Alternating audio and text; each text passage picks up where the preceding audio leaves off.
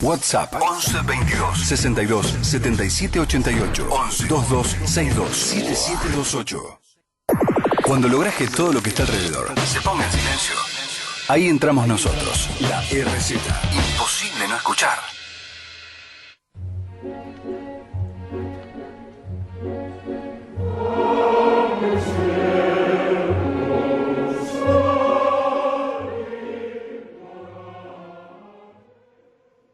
¿Cómo le va, Ganora? Buenas tardes. Buenas tardes, doctora. ¿Cómo está usted? Qué maravilla esto de las tecnologías. Cada vez estamos más conectados. Sí, ahora ya por Skype. La puedo ver después de tanto tiempo. ¿Qué dice? ¿Cómo anda? Bien, ¿cómo anda usted en todo esto? Bien, bien. Acá con algunos temas. Es tan fácil esta época que nos toca vivir que realmente no sé de qué nos quejamos. Estoy contenta porque el programa está resultando profético. Sí, cada cosa que tratamos luego ocurre, ¿no? Exactamente. Usted Sí. sabe que el programa anterior, Ajá. la diputada Mónica Frade había anunciado que iba a tomar todos los medios legales posibles para hacer que funcione el Congreso. Pues bien, presentó un recurso de amparo que está en pleno trámite, o sea que lo que había anunciado se produjo. También se produjo lo que usted había hablado, ¿se acuerda? Con el doctor Gil Domínguez.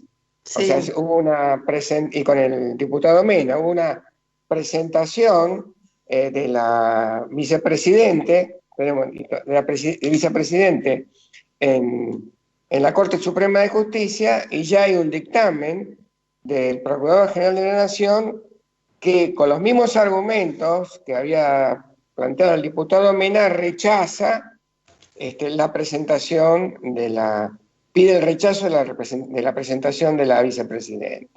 Es Básicamente decir, no hay que caso.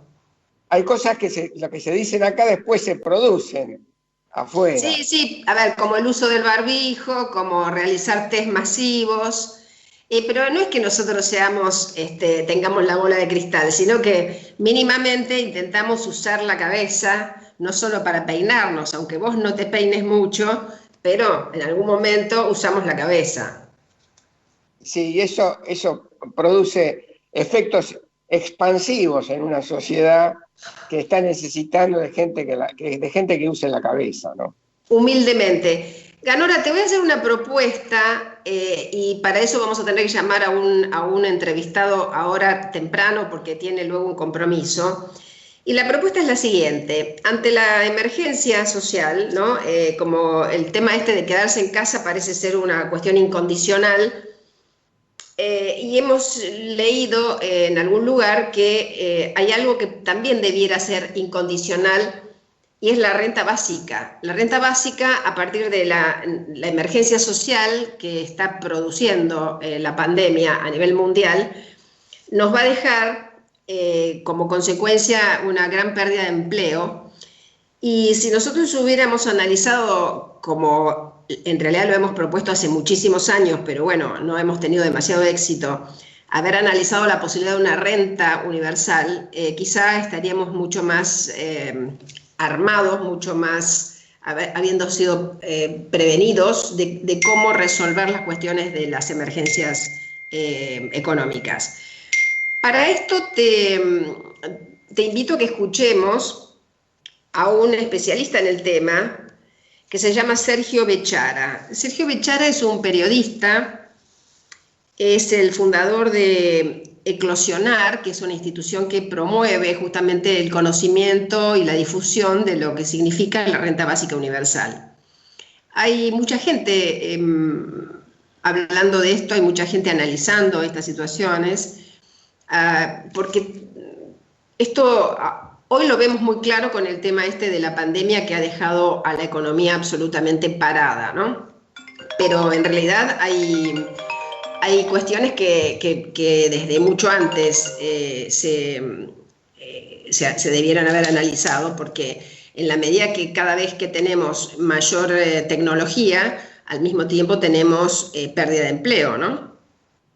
Mira, acá hay una cosa que estuve viendo, después cuando vos planteaste esto para el programa de hoy, que es un viejo libro de un autor anarquista, Pedro Kropotkin, que se llama La conquista del pan.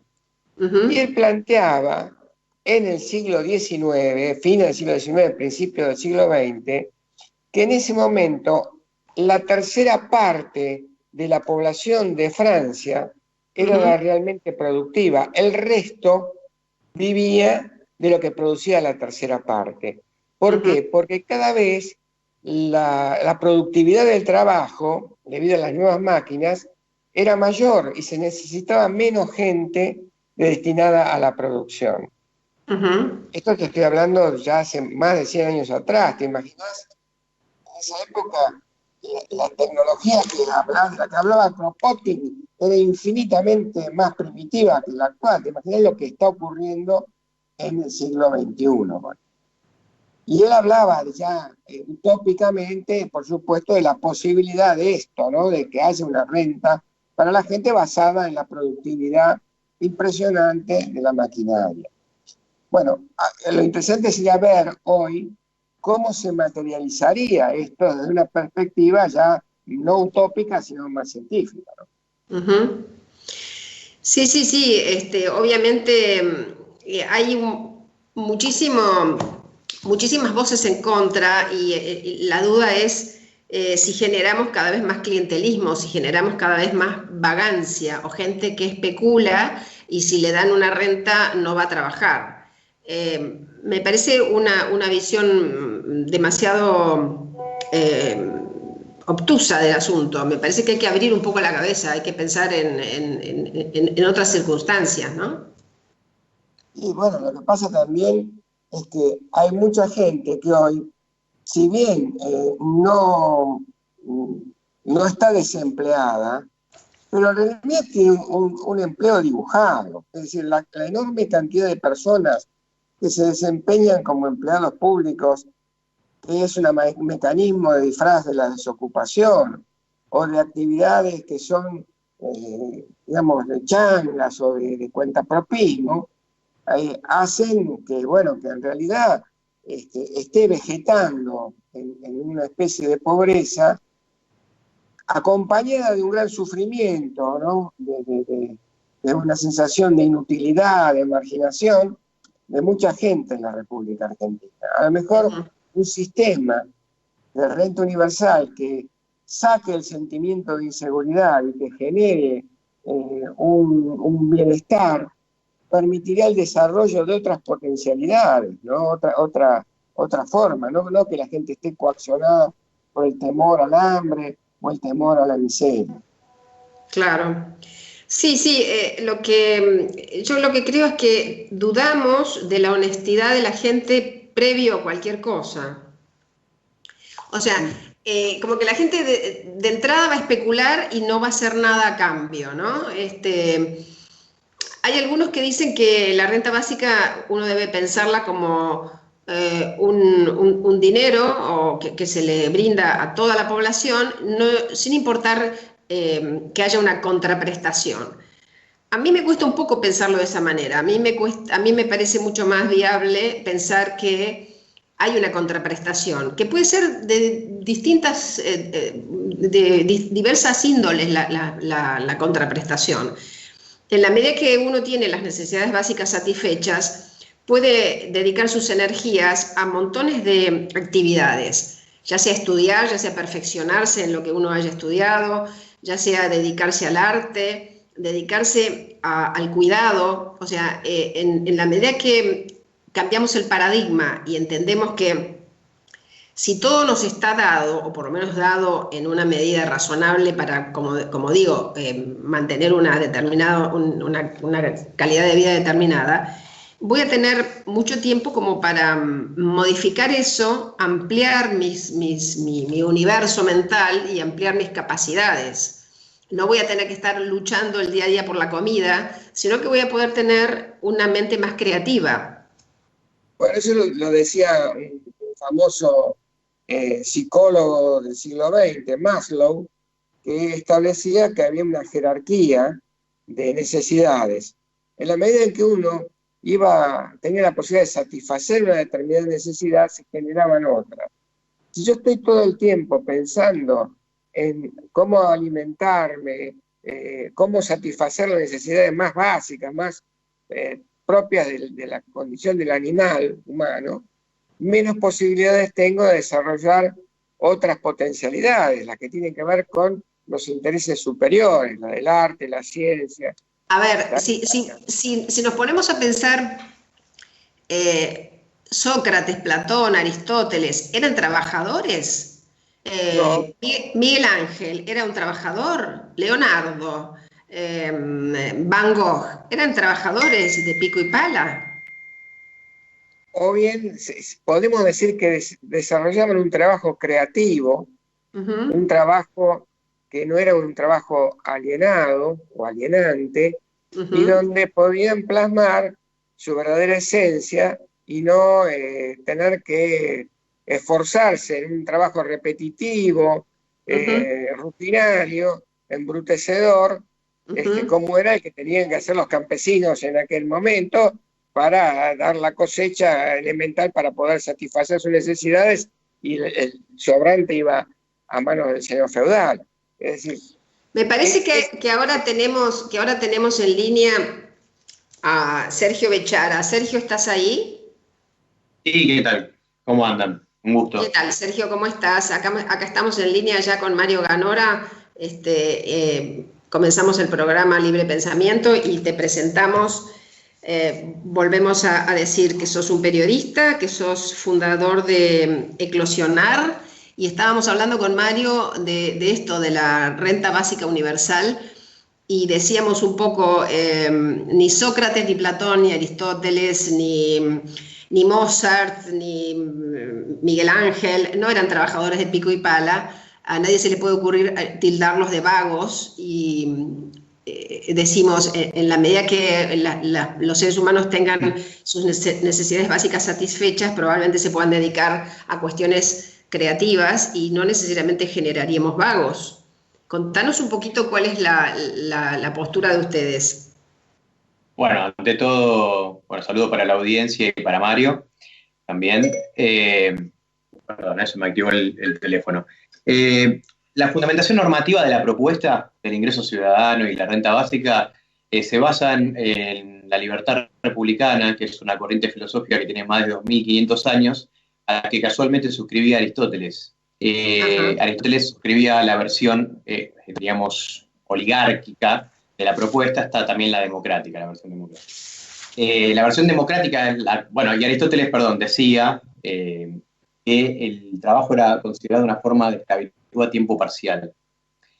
Tenían otra concepción del trabajo, distinta a la que tenemos nosotros, naturalizada. El trabajo no dignificaba. Los que participaban de la vida cívica, ejercían la virtud ciudadana, no cumplían un horario estricto de trabajo como el que hoy conocemos. Los filósofos, los políticos.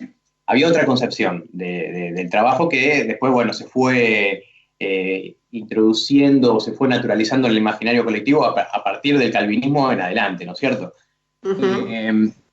Pero ¿por qué es la fundamentación de la renta básica la libertad republicana? Porque lo que dice la libertad republicana es que todos tenemos que tener la existencia material garantizada para no depender de un otro para sobrevivir, para no ser sujeto de derecho ajeno, para no estar a merced de la discrecionalidad de otro particular.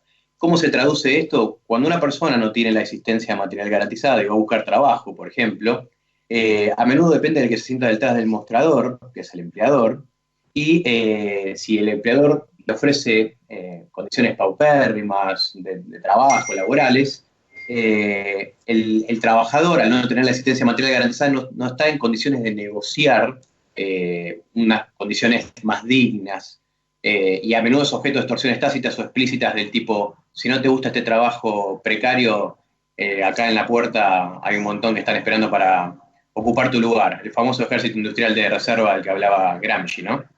Sí, tenemos. Entonces, las personas son intercambiables y, darwiniana, es una postura darwiniana pensar que si vos no querés trabajar por 2 pesos, van a haber muchos más que quieran trabajar por 2 pesos, ¿no? Claro, exactamente. Y bueno, y más en estas condiciones, porque tendríamos que articular digamos, la pandemia con la renta básica, ¿no es cierto? Más en estas condiciones de una recesión acentuada, se va a presentar muchas, va a aumentar la precarización laboral. Entonces, la renta básica, el trabajador al tener la existencia material garantizada, aumenta sustancialmente su poder de negociación frente a la patronal. O bien para ofrecer trabajos más dignos, para negociar mejores condiciones de trabajo o buscarse trabajos más propios, más dignos. Esa es una de las tantas aplicaciones. Otra de las cuestiones que favorece es la proliferación de trabajos part-time. ¿Por qué? Porque muchas personas van a querer trabajar medio tiempo y complementar la remuneración de ese trabajo de medio tiempo con un ingreso ciudadano. Y siempre es la pregunta que hacemos digamos, en este caso a los oyentes. ¿Qué harían ustedes si tuvieran la existencia material garantizada? ¿Qué dedicarían su vida? Al ocio creativo, a estudiar, a pasar más tiempo con la familia. Porque si nos ponemos a hacer una cuenta, los últimos 20 años de nuestra vida son los que podemos gozar de la libertad. Bueno, esta es la diferencia sustancial con los actuales subsidios condicionados de la renta básica, que lo que hace es dar libertad a la gente. Uno de los principales, digamos, fundadores de la BIEN, Van Parijs, un filósofo belga, la BIEN es la red internacional que nuclea las filiales oficiales de cada país. Plantea, es el creador de dos conceptos, el de libertad real y libertad formal. La libertad formal es la libertad de los papeles, la de las garantías constitucionales, la jurídica, la de la igualdad ante la ley.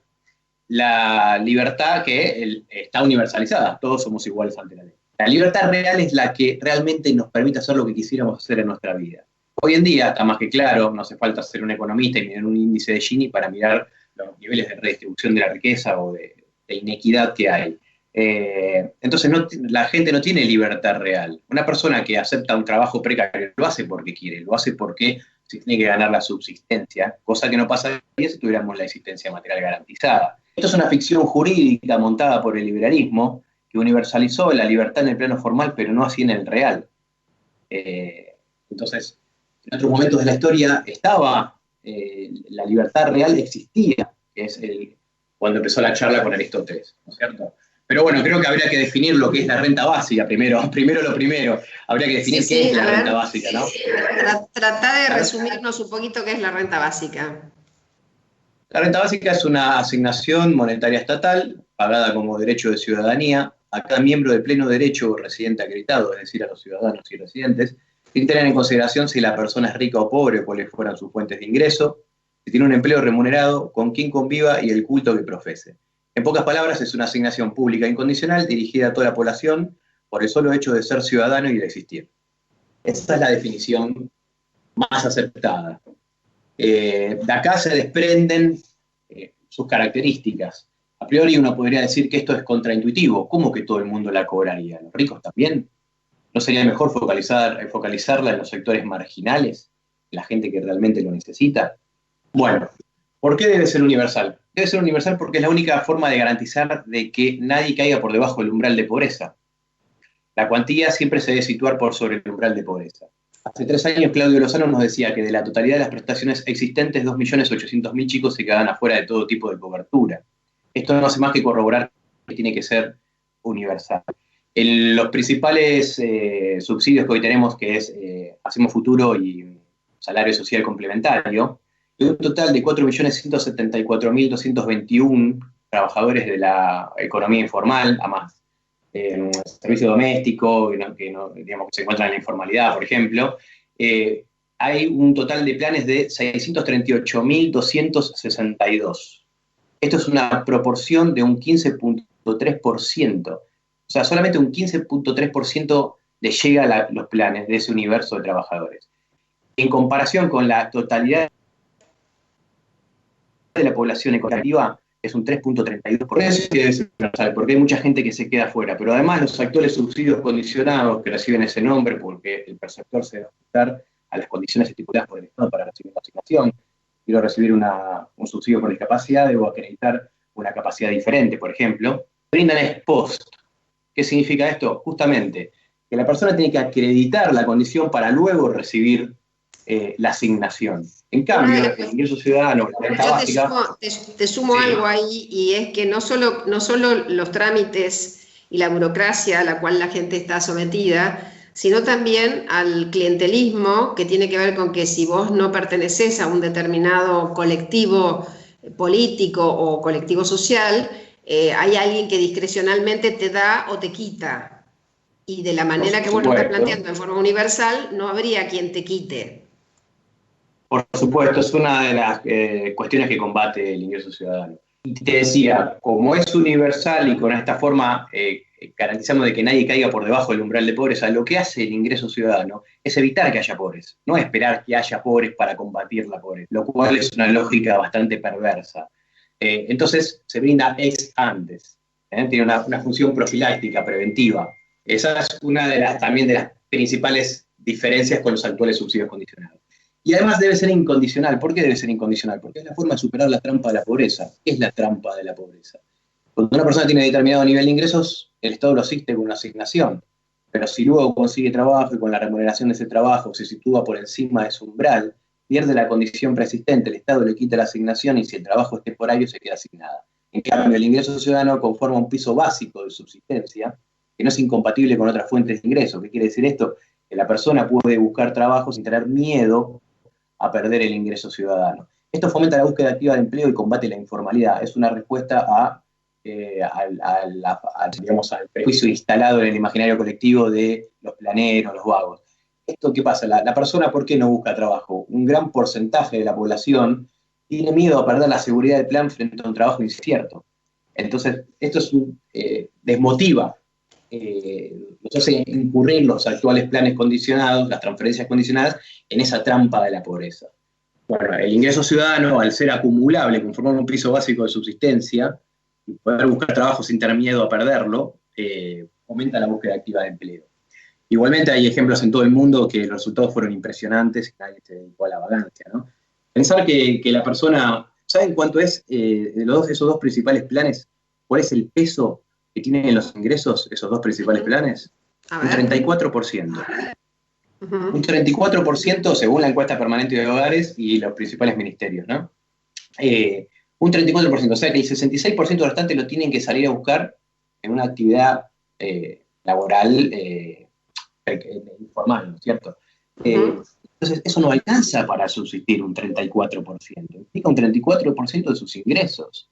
Pero pensar que una persona, por eso es mentira, también es un prejuicio que son vagos, que son planeros, pero pensar que una persona se va a conformar solamente con comer, es tener una visión muy acotada, muy reduccionista del capitalismo.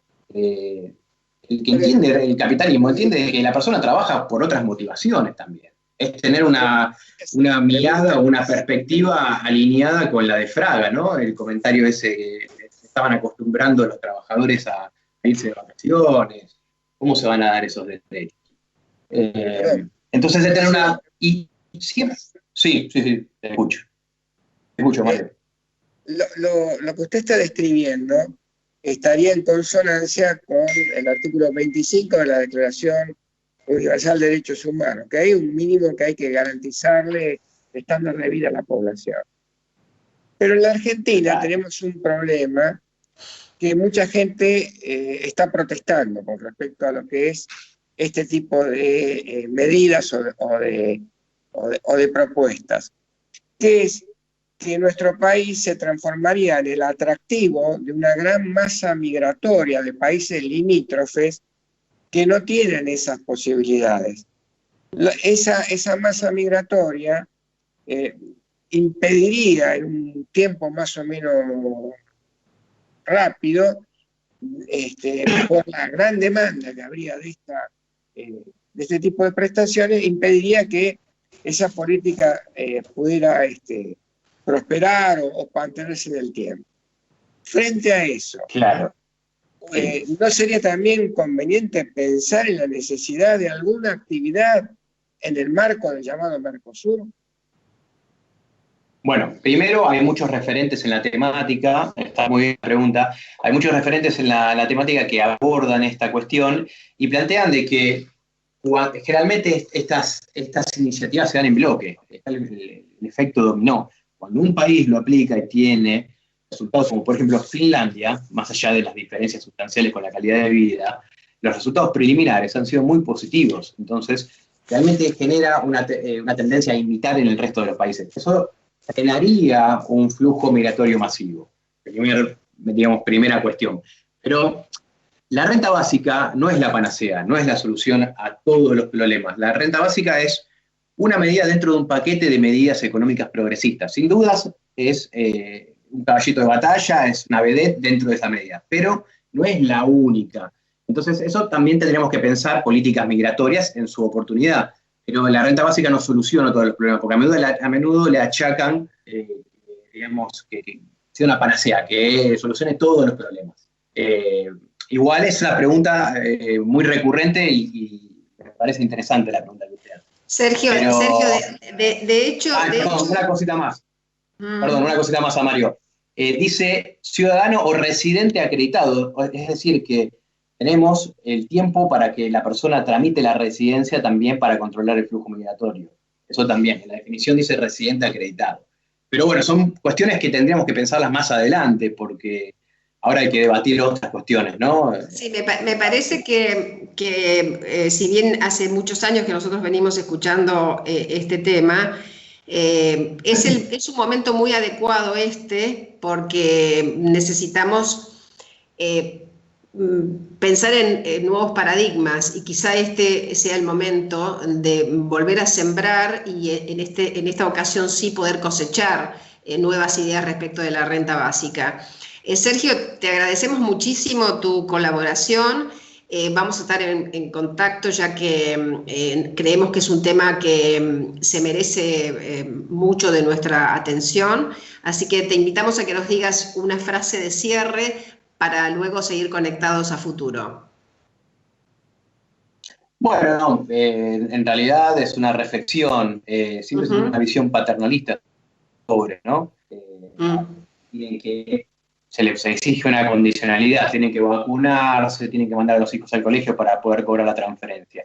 Cuando en realidad muchos tramos superiores de ingresos, deciles superiores de ingresos, graban de su declaración impositiva la tenencia de hijos, y el Estado a cambio no les exige irse a vacunar, que vayan a vacunar a los hijos o los manden a la escuela. Entonces tenemos un sistema tributario muy clasista, una visión muy paternalista del pueblo. Hay que empezar a mirar también qué hacen los sectores concentrados y empezar a desmontar estos prejuicios imperantes instalados o colonizados por el neoliberalismo, ¿no? Esta colonización simbólica montada por el neoliberalismo, que algunas cuestiones las naturalizábamos, como el capital ocioso proveniente de la herencia, que no se grava, no se tributa, y se trata de vagos a los planeros, pero en realidad no se cuestiona el capital ocioso de la herencia, o las cuentas offshore, son todos capitales ociosos. Ahora se está discutiendo el impuesto a las grandes fortunas, el impuesto Forbes, ¿no es cierto?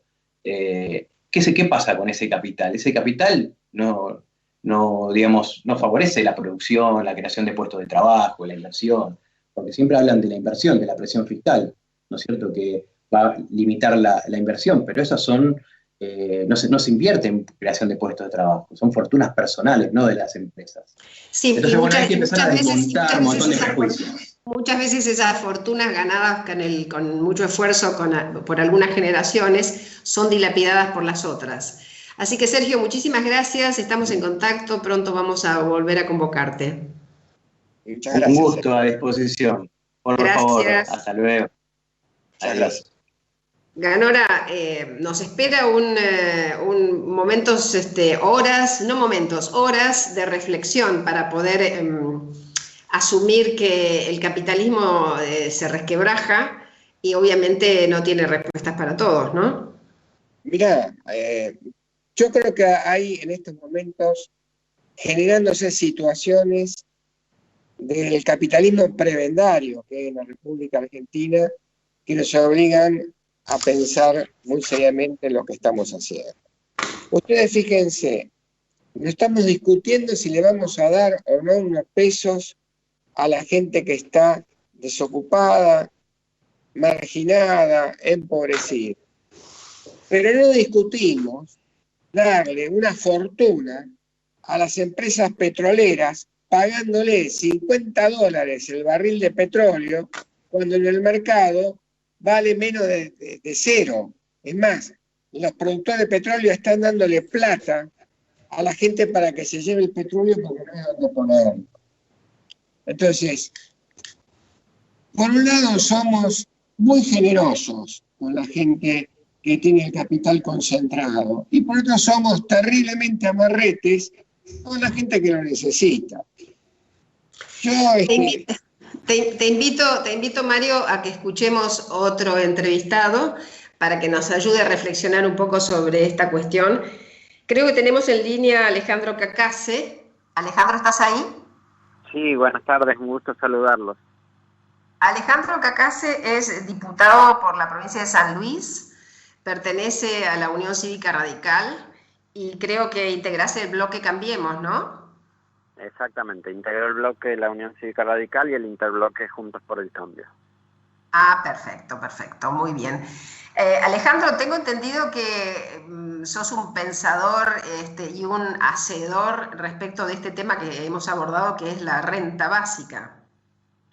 No, en verdad es un tema que vengo pensando hace mucho tiempo, sí, y ahora en el contexto de la pandemia también pensé una adaptación, que es el que lo presenté como proyecto de ley.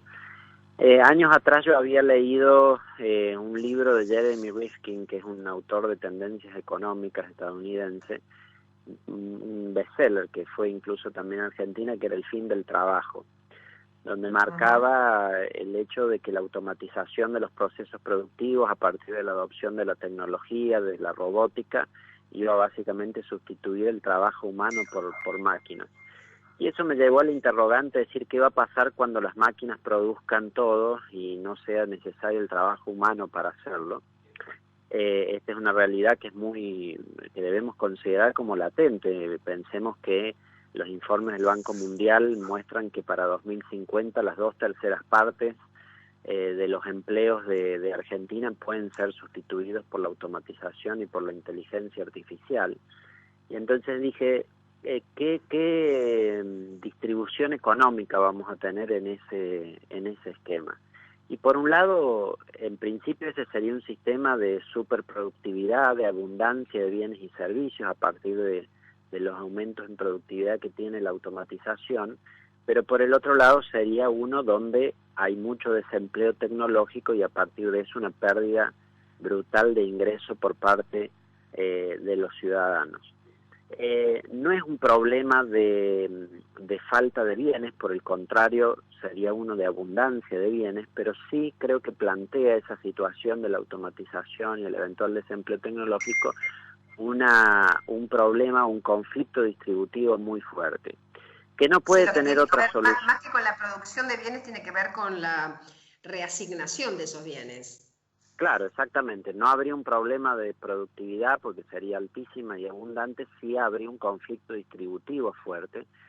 Y creo que la forma de resolver ese conflicto distributivo es a partir de la implantación de una renta básica universal, es decir, que uno, de algún modo, esa superproductividad que tienen los robots pueda redistribuirse a través del sistema impositivo, cobrando tributos, ya sea como proponen algunos como Bill Gates o Elon Musk, que es cobrarle los tributos a los robots mismos, o cobrarle el tributo a los dueños de los robots, que no deja de ser una evolución del pensamiento marxista de aquellos que poseen los medios de producción, ¿no?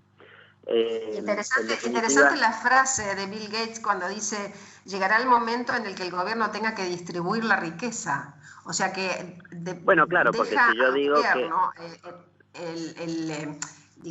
el desafío de distribuir la riqueza ya no lo deja al mercado. No, por supuesto, creo que en eso siempre tiene que haber una intervención del Estado para redistribuir, porque precisamente una de las fallas de nuestro sistema económico es que la asignación que hace de la riqueza es muy ineficiente o muy injusta la distribución y marca concentraciones de ingreso y de riqueza muy fuerte en algunos sectores. Es bueno el sistema para asignar a través de los precios los recursos, pero después la distribución del ingreso debe ser siempre corregida por el gobierno, eso es lo que hacen básicamente los sistemas tributarios y las políticas fiscales en todo el mundo, pero creo que a partir de la automatización esto se va a profundizar, es decir, vamos a tener de un lado a propietarios de la tecnología, propietarios de los robots, que concentren los frutos de toda esa productividad, y aquellos que no poseen capital o no poseen esos medios, que no van a tener ingreso en absoluto. La única forma de resolver eso es a través de la renta básica. Creo que lo que Bill Gates u otros dicen de grabar a los robots es una forma muy gráfica de decir, bueno, si el robot reemplaza trabajo humano, entonces todo eso que producía esa persona y ahora lo produce el robot debe ser redistribuido por vía impositiva y ese robot debe pagar los impuestos. En la práctica no es otra cosa que decir que en realidad se le está cobrando al titular, a la persona que es dueña de esos medios de producción o de esos robots. Pero básicamente es una situación que se plantea... De estos paradigmas, ¿no? Interesante cuando se habla, esta gente está hablando de un nuevo sujeto a ser grabado, que es en todo caso la persona electrónica, ¿no? Ese robot que en realidad, como decías hace un rato, va a reemplazar 3 de cada 4 empleos. Esa persona electrónica debiera ser un sujeto grabado y ese debiera pagar impuestos. Obviamente podría ser ese robot como persona electrónica. Claro, bueno, pero justamente en esto de abrir las mentes y pensar, ya no es la persona jurídica o la persona física, sino que ahora hay una persona electrónica que además tiene un propietario, y ese propietario debiera hacerse cargo de pagar los impuestos de la persona electrónica. Sí, interesante como a ver, abramos la cabeza y veamos si va a producir por 3 de cada 4, obviamente debiera ser grabado su actividad. En el fondo se está diciendo casi lo mismo, ya sea el robot o persona electrónica, o el dueño de ese robot es el que tiene que pagar. Ahora, claramente esta es una situación que se presenta o se presentaría a partir de una drástica pérdida de ingresos por un sector de la población. Y con esto quería hacer una reflexión sobre la situación de la pandemia y el proyecto que nosotros presentamos, porque si bien ahora no se ha producido un enorme desempleo a raíz de la automatización y la tecnología, sí se asemeja la pandemia a ese futuro que analizamos, en que repentina y drásticamente se ha generado una drástica pérdida de ingresos por parte de sectores muy amplios de la población. Y eso de algún modo nos dio, por supuesto con una situación social muy acuciante, pero nos dio también una oportunidad de ensayo, de práctica, de evaluación de una política de ingreso universal. Es por eso que yo identifiqué esa situación y que propuse un ingreso básico universal de emergencia para la pandemia, que fue básicamente lo que el gobierno luego tomó y utilizó para la implementación del ingreso familiar de emergencia, que no es estrictamente universal porque no se aplica a todos los ciudadanos, pero sí tiene el mérito o el objeto de darle ingreso a todos aquellos que han perdido sus ingresos de una manera, como digo, repentina, drástica, imprevista. Y es muy claro en la situación que estamos viviendo hoy de los trabajadores informales, de los trabajadores independientes que no tienen hoy ingresos, de los desempleados, que no podríamos hoy tener una población donde algunos tengan ingresos o algunos tengan los recursos para poder solventar la compra de sus alimentos, de insumos y bienes básicos, mientras todo un vasto sector de la población no tendría el dinero ni para su subsistencia. Y esto me parece que es tan simple darse cuenta de eso, que nosotros presentamos el proyecto, como digo, tuvo su respaldo inicial por todos los diputados que lo firmaron, que fuimos más de 20 y pico creo, pero después el gobierno también le pareció una idea muy evidente y la terminó implementando. Es decir, a nadie se le pasa por la cabeza hoy de que podríamos tener nosotros a 8 o 9 millones de personas que no tuvieran ingreso y no tuvieran cómo vivir. Entonces la única respuesta que encuentra el Estado razonable hoy es decir, bueno, tenemos 8 millones de personas que no tienen ningún ingreso, tenemos que generar un ingreso universal para todos ellos. La discusión, por supuesto, está en cómo eso debe ser financiado, quién debe pagarlo y demás, pero no cabe dudas de que hay que suplementar el ingreso para garantizar un nivel de vida adecuado, mínimo para todos, de garantizar la canasta alimentaria, de garantizar una canasta de bienes y servicios básicos. Ahí también puede haber una discusión de cuál es la extensión que la prestación tiene, pero me parece que esto ha servido para afianzar la idea de que es necesario que al menos garanticemos un piso de ingresos para todos los ciudadanos, y esto es muy alentador para que aún pasado la pandemia nosotros podamos discutir un proyecto de ingreso básico universal ya como política pública de carácter permanente hacia el futuro. La verdad que sorprende que este tipo de nuevo paradigma esté ya en la cabeza de nuestros diputados. La verdad que me sorprende gratamente. Ganora, estabas por hacer una pregunta. Sí, diputado, lo que estamos viendo con la pandemia es en realidad la aceleración de una crisis que ya se estaba gestando hace tiempo. Creo que esa crisis tiene que ver con la crisis del salario, del concepto de salario como mecanismo de distribución del ingreso. O sea, si cada vez va a haber menos trabajadores empleados porque van a ser sustituidos por las máquinas, el mecanismo de distribuir el ingreso a las clases populares ya no puede ser el salario, sino que tiene que haber otra institución. Creo que esto ya se había visto en el siglo XIX con John Stuart Mill, por ejemplo. Esta situación hoy hace que discuta en la Cámara de Diputados el problema de si el salario puede continuar siendo el mecanismo de distribución del ingreso. Es muy bueno lo que está usted planteando y yo coincido plenamente, porque efectivamente nosotros tenemos una concepción de organización de la sociedad en base al trabajo, y el salario es esa remuneración por el trabajo que los ciudadanos hacen, como usted está diciendo. Pero es en una concepción donde se admite también que el trabajo es algo generalizado que todos los ciudadanos realizan. Ahora, si nosotros aventuramos hacia el futuro, como digo, a partir de los informes que existen, que marcan que de los trabajos actuales que conocemos, 2/3 partes de esos trabajos van a desaparecer, porque van a ser sustituidos por máquinas, por robots, por la automatización, y entonces el trabajo humano va a ser más bien la excepción en lugar de la regla. Entonces, efectivamente, el salario no puede ser la herramienta principal de distribución de los bienes y servicios o del producto de la riqueza de una sociedad. Tiene que ser otra cosa, otro instrumento.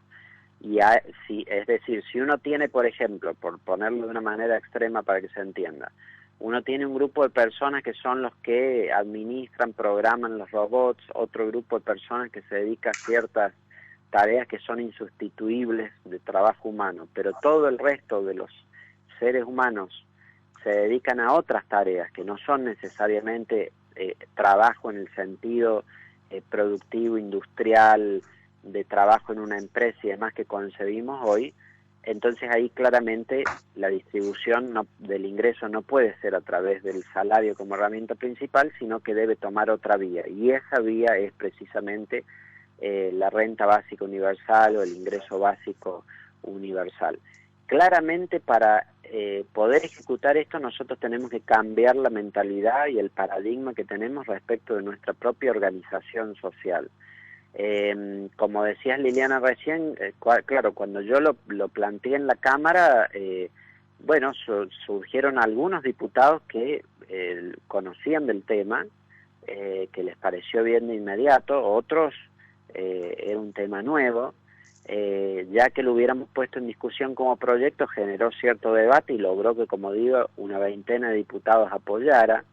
Me parece que el hecho de que el proyecto del gobierno se haya avanzado ha ayudado mucho para la discusión también. Veo ahora que hay cartas de intelectuales que proponen el tema del ingreso básico universal como política pública, y la verdad que en estas semanas he visto como nunca el avance del tema en cuanto a voces que se van sumando. Entonces creo que es muy importante, como digo, captar de las lecciones del aprendizaje que tomamos a partir de lo de la pandemia, que no es una situación de desempleo tecnológico, pero sí es una situación de desocupación masiva, digamos, a partir de la situación sanitaria y una pérdida de ingresos masiva a partir de la situación sanitaria, que eso nos muestre la necesidad de establecer este tipo de prestaciones universales para poder asegurar ingreso a todos los ciudadanos. Yo estoy convencido de que esto ha significado una enorme, aún digo en la desgracia de la pandemia, ha significado un enorme avance para pensar la política pública que nosotros tengamos al respecto para las décadas por venir. Sobre todo cuando se lee que tanto, como vos mencionabas, a Elon Musk, el CEO de Tesla, a Bill Gates, a Mark Zuckerberg, que digamos, se dirigió directamente a Trump para pedirle que intervenga en esta situación, a Chris Hughes, otro de los miembros de Facebook, a Pierre Omidyar, que está haciendo un muy buen trabajo de experimentación en Kenia, y Barack Obama, ¿no? Barack Obama muy comprometido con esto, hablando de que la inteligencia artificial, digamos, está dejando sin trabajo a la gente y que obviamente hay que pensar en una renta básica para evitar la pobreza del mundo. O sea, no estás hablando de personas, a ver, para poder hacer una síntesis, no son vagos, gente emprendedores, son gente que ha tenido muchísimo éxito a nivel empresarial, gente que ha ganado muchísimo dinero, que ha tenido un prestigio como el de Obama, ¿no? Son gente desde luego muy inteligente, visionarios también, pero sobre todo creo que hacen estas reflexiones a partir de que advierten cuál es la situación que se va a producir. Es decir, todos los que hoy trabajan en Silicon Valley, ahí en California, en el ámbito de las empresas del desarrollo tecnológico, ven claramente de que el avance de la inteligencia artificial, del Internet de las cosas, del machine learning y todo el aprendizaje de las máquinas, ven que eso claramente va a sustituir el trabajo humano. Y entonces ya empiezan a percibir la realidad de que va a haber muchas personas que no tengan empleo y que vamos a tener que resolver, o sea, por un lado personas que no tengan empleo y por el otro lado máquinas que sean súper productivas, y vamos a tener que resolver cómo distribuir el ingreso. Se están anticipando a eso. Por ahí ha costado acá la idea madurarla o discutirla, porque claro, no vemos ese avance tecnológico tan fuerte, no vemos que la sustitución del trabajo humano sea tan presente, entonces capaz que alguno me escucha hablar o lo que estamos discutiendo y dice, bueno, pero esto ¿cuándo va a pasar? ¿Por qué hay que hacerlo ahora?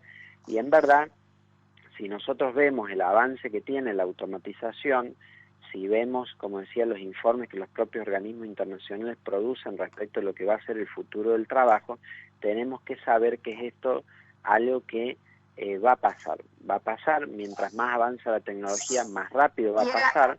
Bueno, un poco lo que está haciendo la pandemia es traernos aquí algo claro, que nos trae la realidad hoy, para que mostrar cómo aún sin avance drástico de la tecnología, hoy ya sí nos pasa que muchísima gente queda sin ingreso y cómo lo tenemos que resolver, y rápidamente activa de manera intuitiva la noción de que tenemos que hacer esa distribución. Y acá yo quería decir, hacer dos advertencias, por decir, una es la que respecto a los tecnoescépticos. Hay aquellos que dicen, bueno,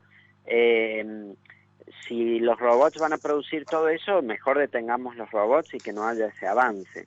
Y esto sería muy malo, porque en realidad el hecho de que el desarrollo tecnológico se produzca es muy positivo porque la productividad aumenta, y si esa productividad es bien distribuida en sus frutos para toda la población, es conveniente para todos hacerlo. Entonces, no es un problema del sistema, al contrario, el sistema nos reportaría gran ventaja, como lo han hecho todos los avances tecnológicos que hemos tenido a lo largo de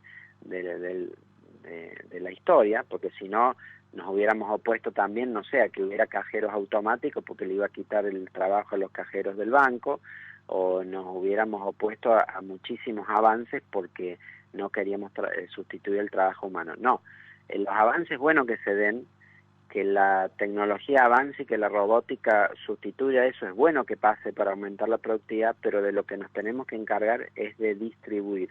Y así justificado, uno entiende que la distribución tiene que ver sobre todo con que todos podamos ser beneficiarios de la productividad que nuestro sistema económico tiene, ¿eh?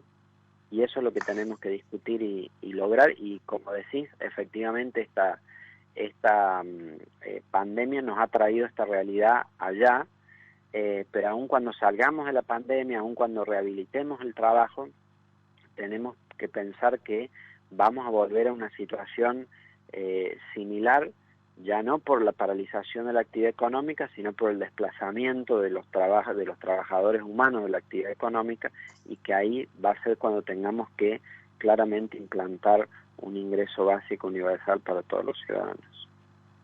Alejandro, te saco del tema, te agradezco muchísimo tu intervención. Realmente es la primera vez que me encuentro con un diputado que tiene tan claro el tema. Este es un tema que para nosotros ha sido muy importante desde hace muchos años, pero la verdad que es la primera vez que un diputado en tu condición sabe del tema y lo promueve. La verdad que te aplaudo.